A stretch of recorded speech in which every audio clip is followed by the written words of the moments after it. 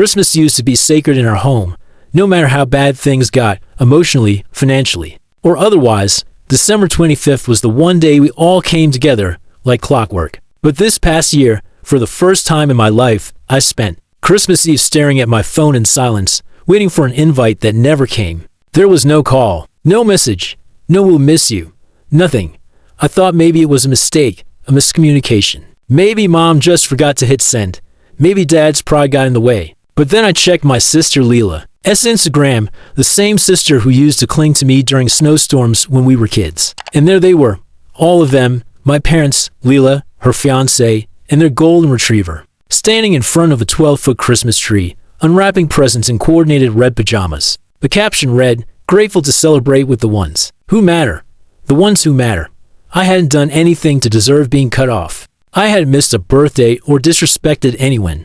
I just lived my life differently, quiet, humble, unmarried, and, most offensively to them, unimpressed by their drama. But I let it go. I really did. I spent Christmas volunteering at a shelter. I even dropped off toys at a donation bin in Lila's neighborhood. I was trying to be the better person. But 2 days later, I got a letter in the mail. Not a card, not an apology. An invoice, $22,346.73 for what? Lila's dream car, apparently. My parents had financed her brand new SUV as a Christmas gift, and since family pulls together, they decided I would contribute my fair share retroactively. The letter was signed, typed, formal, with a payment deadline. My parents had literally invoiced me, not for groceries, not for a medical emergency, but for a leather-seated, touchscreen, voice command SUV I had never even seen. I laughed out loud, not because it was funny, but because it confirmed everything I'd been denying for years. I was just a wallet to them, a reliable, low-maintenance son who never asked for anything and always paid on time. I thought about ignoring it, but I did in single quotes D. Instead. I pulled up every transaction I'd covered over the past 7 years: utilities, groceries, internet bills, surprise car repairs for dad, even mom's boutique shoe subscription she always claimed she forgot to cancel. I itemized every expense, every cent, $64,000 plus. Then I wrote my own invoice, attached it to the original, and sent it back in a red envelope that said, "Merry Christmas." A week later, I got a call from my mom. She didn't say hello. She didn't ask how I was. She said, "You're being dramatic." I calmly replied, "No, I'm being exact." Then I hung up. But that wasn't the end. Because 2 days later, I found out Leela had listed the SUV for sale. I guess dream cars don't mean much when there's family tension, or when the bank starts calling. And me, I was just getting started. I was just getting started. Because see, the invoice wasn't just offensive, it was symbolic. It was proof that I was no longer seen as family, just a financial plan. I sat there that night, staring at those 2 pieces of paper, mine and theirs, and realized something chilling. They didn't even miss me on Christmas. I wasn't just left out, I was erased. It wasn't always like this. When we were kids, I was the one who taught Leela how to ride a bike. I was the one who stayed up helping her with college essays while mom was busy dyeing her hair for a charity gala, and dad was watching sports with headphones on. I'd sacrificed so much to keep peace in that family. When my job cut my hours, I still sent money home. When I got promoted, I upgraded their cable package before my own wardrobe. When Lila's fiancé cheated on her the first time, I was the one who drove 4 hours to help pack her things. And now they wanted $22,000 for a car? A week later, Dad sent a follow-up text, "We're family. Don't let money get in the way." I almost threw my phone. Money. They were the ones who used it to measure worth. I hadn't been invited to Christmas because I didn't bring value to their curated Instagram version of life. Leela had a fancy ring, a big car, and a fiancé with good hair. I had a work ethic and dignity. Apparently, not enough. But here's the thing. I just closed a freelance deal with a major tech firm, $80,000 upfront, plus royalties. I didn't need their approval. I didn't need their table. So I did what they feared most. I made a move in silence. I bought a billboard, not near their house, right across the street. A plain white billboard with bold black letters. I wasn't invited, but I still showed up. And below that, a picture of my itemized invoice, and theirs. Side by side. It went viral. People took pictures. It made a local news segment about family finance feuds. Leela blocked me on everything. Mom called crying. Dad, he left a voicemail saying I was ungrateful and embarrassing the family. Name, I didn't respond. because the truth is, I was finally learning what not to respond to. Instead, I booked a Christmas vacation for myself, first class, ocean view, silent phone.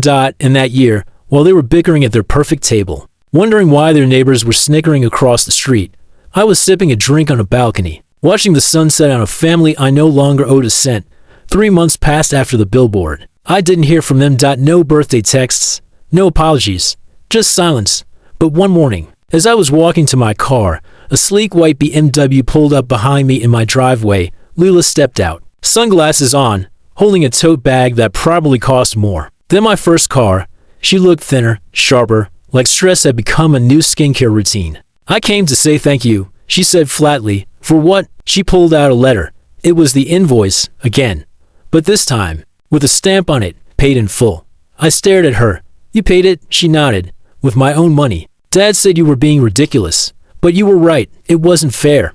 I didn't say anything. I didn't trust the moment. She shifted her weight, then added, "They cut me off. Said I chose your side. But honestly, it's the first time I've felt free." I stepped back. "Why are you really here?" Leela hesitated. "Because I heard you're hiring, and I'm done depending on them." I wanted to laugh. I really did. But I didn't. I just looked her in the eye and said, "If I ever hire you, it won't be because you're my sister. It'll be because you earned it." She nodded quietly, then walked away. No snark, no drama. Just a small nod. Later that week, my parents tried again. A handwritten letter from Mom, soaked with tear stains and guilt. "Your father had a fall. Lila's not speaking to us. We miss you. We're sorry. Please come home." But I had built my own home, a real one. Not for walls and guilt and golden child shrines. A space where I didn't flinch when the phone rang. I didn't reply to the letter. I sent a copy of their invoice back, framed this time, and underneath it, I added a sticky note. "You taught me the value of money. Here's your lesson. Interest." I never sent them a cent again. Instead, I donated $20 to a scholarship fund for first-generation students like me. Kids who were forgotten by everyone except themselves. It made the local paper. The same paper Dad used to brag to neighbors with whenever Leela made the dean's list. One day, they'll see the article. Maybe they'll finally understand, or maybe not. Either way, I'm good. Because healing isn't always hugs and reunions. Sometimes healing is a locked door. Sometimes it's a closed wall. And sometimes healing is sipping hot cocoa on Christmas morning in your own warm home, watching the snow fall, while the people who once sent you a bill are left to wonder what it cost them to lose you. A week after the scholarship fund made the paper, my phone rang. A known number. I let it go to voicemail. Later, I listened to it. It was Dad. His voice, once booming and arrogant, sounded, "Hello, son, we saw the paper. That was big of you. We're your mother, and I just wanted to say we're proud of you." "Proud now?" He cleared his throat, then added, "If you ever want to visit, we're still here." I didn't call back. I wasn't angry anymore. Just done. But curiosity made me check their address. The house was listed for rent again. Turns out, they'd tried to flip it for profit but failed miserably. Leela had moved out and was working part-time at a non-profit. She never reapplied to my company. Maybe she knew she still had work to do on herself. One cold March morning, I drove by the house. Just once, out of habit, nostalgia. I don't know. It looked smaller. Not physically, but emotionally. A place that once loomed so large in my life had shrunk to a faded beige box with cracked paint. In a crooked mailbox, I parked across the street, just watching. Then, a curtain moved. My mother, she looked older, worn. She stared at me for a long second. Our eyes met. She didn't wave. Neither did I. And then I drove off. I never went back. That same year, I bought a cabin up north, somewhere quiet, where my son could run in the snow, and my wife could finally breathe without hearing my phone buzz with family drama. One night, while sipping coffee on the porch, she asked, "Do you regret it?" Not giving them another chance. I thought about it. "No," I said honestly. "Some chances were never mine to give." I paused. "But I don't hate them either. I just finally chose me." She smiled. "And that's enough." It is now. A few months later, I got a letter not from my parents, but from one of the scholarship students. It was a girl from Detroit, first in her family to attend college. "I want to be a doctor," she wrote, "and I'll remember your name the first time I save someone." That letter sits framed in my office, right next to the framed $22,000 invoice. Because sometimes pain becomes your greatest push. Sometimes Being left out is the best thing that ever happened. And sometimes, the family you choose, your child, your partner, your impact is stronger than the one that tried to break you. They call me a leech. Now they watch me fly, not with anger, but with altitude. And they'll never, ever be invited to land again.